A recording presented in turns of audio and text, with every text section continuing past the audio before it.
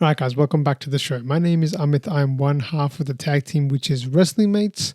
I'm coming on here to talk to you guys about Elimination Chamber 2025 and what an ending. It was just, this Elimination Chamber I thought was a good PLE, but then having the ending of this and close out like it did took it from just good to just great. I feel it just really elevated it so much because of what we just saw at the ending there. So I want to discuss the entire card here, give you my initial impressions. I'm going to discuss it probably more with my tag team partner Jonathan in a separate video, but this is just my instant reactions, my instant thoughts, what I just think straight off the bat. But hey guys, we are a new channel. We are trying to do a lot more wrestling content, so if you are interested in that, I would love your support. It's always hard being a new YouTube channel, trying to get people to check your stuff out. So if you are listening to this, I would really appreciate it if you can hit that subscribe button, hit that like button on the video as well while you're at it. And we'll do the best we can to make sure we provide quality content on a consistent basis for you guys. Because yeah, it's an exciting time right now and my excitement has gone up a lot after watching what I just watched. But let me break it all down. I'm going to go through the entire card, so stay tuned to the end because I am going to try and give my instant predictions to where I think we might be going for WrestleMania 41 after that pretty epic segment at the end there. But let me start off with the first match of the card, and we had the Women's Elimination Chamber match. I thought this match was really good. I had pretty high expectations for this match because the women's division always seems to bring it in terms of the gimmick matches, whether it's war games, with the exception of the last one. The women's war games is normally pretty good. The ladder matches are always just crazy good. We had a really great dumpster match with Chelsea Green and Michin recently, and this match here, the Elimination Chamber, I had pretty high expectations for this just because of who was involved in the ring. We had some pretty big names in this one, but the way this whole thing started was just perfect, because I've been on the channel and I've even complained a little bit. I feel like I've been nagging a little bit about how this Jade Cargill story to me feels like it's really dragging now. It's been 3 months since the attack happened and we still have not really had much progress on that story. It felt like they forgot about it for like 2 months, and over the last few weeks they've come back around to bring it all together. So I really liked how this started. Jade Cargill just coming in. I was the most excited to see Jade Cargill that I have in a long time, to be honest. So that's why I really sometimes think that wrestlers should sometimes just go away for some time to come back and then we really start to appreciate them more. But I was glad to see Jade come back. I'm not going to lie. I'm not going to sound like too smart if I say I kind of predicted this, because I think a lot of people predicted that Jade was going to be attacking Bianca or Naomi. And because Naomi was in the ring, I was like, okay, as soon as I heard Jade's music and Liv in the ring, Liv just being the exceptional performer that she is, putting on the facial expressions, selling it like just so well. She's such a good actress at this point. But she did a great job there. And then, yeah, just the turn to Naomi, the beatdown, and then that little end exchange with the door just slamming. I feel like there's more to the story. And Bianca in the cell just sort of acting as well was fantastic. So I feel like there is more to the story though. So let's see where they take us with this. But I'm glad the story is finally starting to get motion at the right time. I feel like now we can really kick into gear and get us ready for a WrestleMania match with Jade and whoever she faces, or Naomi and whoever she faces, or Bianca. I guess Bianca is now going to be facing Rhea, but who knows what they might do. Maybe Jade is involved somehow to ruin Bianca's dreams if she was involved. Who knows? But I thought it was such a great start to this, PLE. Like, that's something that got me really excited. And I really enjoyed that. The match overall was just really solid. Like, the women, as I said, they really put their bodies on the line. They really make sure that we enjoy the show. And some really good performances. Roxanne Perez, I'm a huge Roxanne Perez fan, huge NXT fan, so I was glad to see her get the spotlight. She did a lot of the horsework, I think, in the middle of this PLE, like in terms of her match. She was really doing a lot of spots. Everyone had a moment or two, I felt like. It was just a good match. Like, we had Bianca, just being Bianca, being the workhorse, coming in. I think she came in second or something like that. I feel like the only things they could have done better is play on that tension of Bianca a little bit better, because she just went through that traumatic experience of seeing a friend being taken down, and it didn't feel like that was executed all the way through. it's a nitpick. I don't think it's a major thing, but I feel like they could have done that a little bit better. But as I said, Alexa Bliss having that wicked finisher of hers, as well as the twisted bliss that she does as well in the chamber. So yeah, it was a fun match. I enjoyed it a lot. In terms of storylines, they're moving things along. Bianca is now going to face either Io Sky or Rhea Ripley. I wonder what they're going to do there. Is Rhea Ripley going to retain? This, like, what, in 2 days, I think it is. And is Io Sky going to be involved somehow in the final picture? Is Jade going to get herself involved in the match that comes up soon? Who knows? There's so many open questions right now, but that's what I like. The story got moved forward. We had a good in-match experience as well. So thumbs up to this. This was great. I really enjoyed this, and it was a great way to start the PLE. Let's move on to the next one, which was probably, I would say, the low light of the night.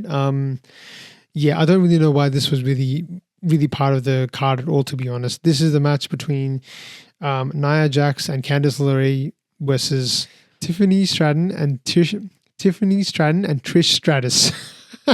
I screwed that one up a few times. We're going to have to cut that up. But yeah, this match to me, like they had a warm-up match in the last PLE for the last Elimination Chamber, which was Candice LeRae and Indy Hartwell versus the Kabuki Warriors for the Women's World Championship match. Now, I thought this match would have been better suited for something like that rather than being in the middle of a PLE, considering Triple H's whole formula is he only does, like, what is it, 5, maximum of 5 cards or 5 segments or whatever it is. And to have this as one of them felt like a little bit of a letdown. The match was okay. I didn't feel like it was spectacular. Like, I can't remember this match too well, to be honest, even though I just watched it. It's already kind of disappeared from my memory. So it's not too much that I really can say. Like, I mean, there are a few cool spots. I like seeing Trish Stratus, like, in the ring, and it was good to see her back. And let's see if she's going to be involved at all anymore for WrestleMania or not. But if not, this is just a once-off. There was no movement in sort of storylines towards WrestleMania, which I feel was really important for this PLE, especially due to the lack of storylines. So they did that already with the chamber match for the women's, but this match was just kind of it was like an exhibition. You didn't really have to watch it too carefully. So let me not talk about it too much more. Let me move on to one of the most brutal matches we've seen in a while, with Kevin Owens and Sami Zayn having a match which was of pretty epic proportions. This was an unsanctioned match, and it was kind of funny just following this one online to see what people were saying and kind of just, trying to make out what the heck an unsanctioned match really means. It's basically just a match. It's a match where the referees can be attacked. It's a match where the referee starts off in an all black, like, t-shirt and like pants, like there's no referee uniform. But other than that, I don't really know what makes this unsanctioned. It was like a weapons match or like a no disqualifications match. The first person to basically just get pinned in the end, the pin. I thought that maybe if they wanted to do something, maybe they might, knock somebody out, or like they can't really wrestle anymore, or I don't know, maybe Nick Aldis comes in, or not Nick Aldis, sorry, Adam Pearce comes in and he has to step in and be like, we can't have this anymore. But I don't know, that kind of goes against the whole unsanctioned thing. So that was confusing to me. Look, the match overall was a good one. It was a fun match. There was a lot of really good spots, and that's what this kind of match is for. Like, it's just really meant to be for those really, really epic spots. We had the barbed wire chair come out. That was probably the moment of most excitement. We had the two tables that were stacked up, one on top of each other. I was thinking, are they going to light a table on fire or something like that and put someone through it? But that didn't happen. But overall, look, this match was good. It was fun. Like, the end result, I think, was Kevin Owens winning, which I think makes sense considering he's lost a lot of these matches recently. So good to see him win. There's moments in this match which really just got pretty tense in terms of like how much they were doing. It was getting pretty tense there, but hey, that's what this match is about. The best part about this was the ending with Randy Orton coming back. So good to see him finally back. Randy Orton's looking great. I'm liking how he's lost a lot of weight. He's looking less bulky. He's looking more like the Randy Orton of old, just in great shape, but not super, super like huge. So that's good to see, and looks like they're going to start a feud with Kevin Owens now. So Kevin Owens is going through a streak of extreme matches, it seems like, from Cody Rhodes to Sami Zayn to now Randy Orton. Looks like that's going to be pretty extreme because the way they ended this was bringing back a little vintage Randy Orton with a move which the security guards for some reason stopped. So we're going to have a bit of a grudge match here between Kevin Owens and Randy Orton, and I am there for that. My only concern about this is like Kevin Owens seems to be like, and even in general, the WWE seem to be doing a lot of these extreme matches, and I personally like it when these matches are saved for certain moments. Look, I enjoyed the ladder match with Cody Rhodes and Kevin Owens. I enjoyed the Hell in the Cell match even more with Drew McIntyre and CM Punk. I feel like, in a way, I don't want to see these matches happen too often because they just lose that charm. You know, if you see them too much, it almost becomes like you start to get desensitized to them, especially if you're used to the WWE product, which doesn't necessarily strive on extreme wrestling. Like, it's not ECW. It's more about the storytelling. And when a match like this, you kind of lose bits of storytelling, I feel, because finishes are just like a regular move. Like, you can't really rely on that anymore. So it takes something really extreme for somebody to kick out to really get pinned, and we saw that happen here over and over again. So that's my only like nitpicky, nerdy kind of complaint about this match. But look, overall, it was a fun match. It wasn't the best match of the night, I feel, but it was a pretty good match, and I quite enjoyed it. Let me move on to the next segment, which is the men's elimination chamber. And I thought that the Rock segment was going to follow this Sami Zayn and KO match, but it turns out that was the last segment. So even as soon as I knew that was happening, I was really hoping that they were going to do something big with that last segment, because we just saw what happened on SmackDown, and it was kind of a lackluster ending on SmackDown to have the video package with The Rock. It didn't really end off that well, but this one, it really did. But let me talk about the men's elimination chamber. In our preview video that we did for this, in the predictions that we made, we talked a little bit about how we thought that this match would be more centered around storytelling rather than in-match, theatrics and things like that, like in-ring abilities. And we saw that a lot from the women's side. For the men's side, we thought it would be more storytelling, and that's what this executed on. This is what the WWE does so well, and I think it did it really well this time because it ticked off a lot of boxes. I think the main central theme around this one was around CM Punk and John Cena. This is if these two don't face off, like, again, in terms of like in the ring, then this is basically it for these two and them having the moment together. It was cool to see the little homage to I think it's the Owens, it's the Hart finisher with the how CM Punk was holding Seth Rollins, and then CM Punk comes in and sort of takes him down. That's pretty cool. But they had a lot of moments to stare off, the handshakes, the hugs. This is probably the last time we're going to see John Cena as a face, it seems like. So they really lent into that a little bit more, and it makes sense to me even more now.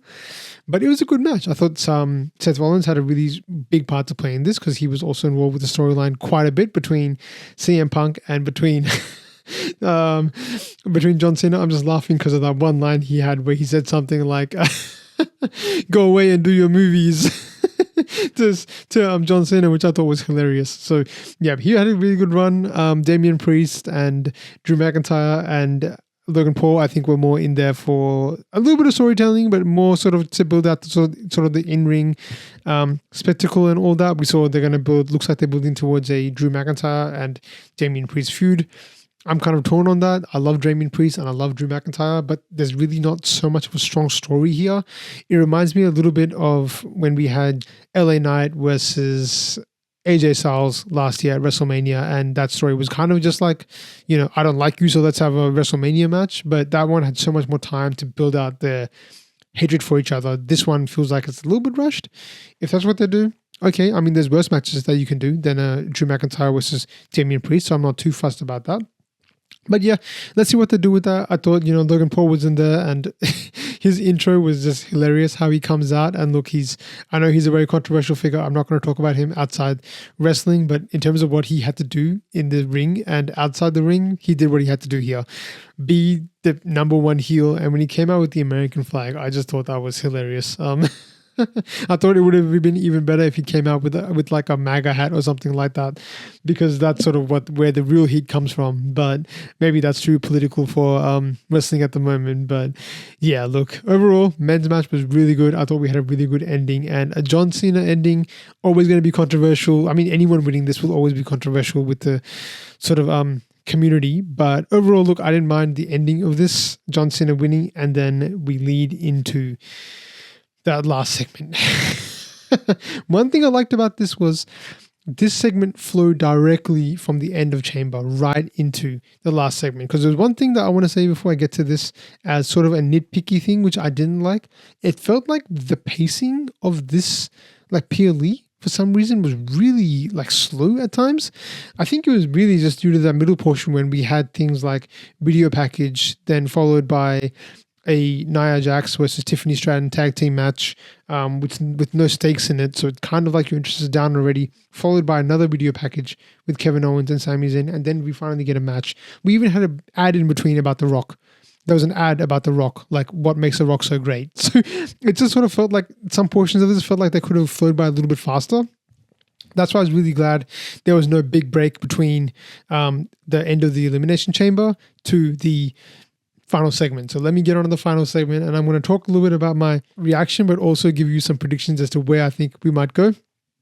And I'm going to discuss it more in a future video with Jonathan, my tag team partner. But yeah, this segment, I mean, just the way it was executed was pretty perfect. A lot of theories out there. Is Cody going to turn heel? Is he going to accept this offer to be, the Rock's, the final bosses? Is he going to give his soul to the final boss? So is that going to happen? It looked like it was going to happen at the start. Cody was teasing us, saying that my soul does not belong to me anymore. And where's this going to go? Until Cody did the, typical, thing that we kind of, I would say I kind of predicted. Even as he was saying it, I was like, this isn't going to happen. He's just going to turn around and say, I belong to them. And he says that.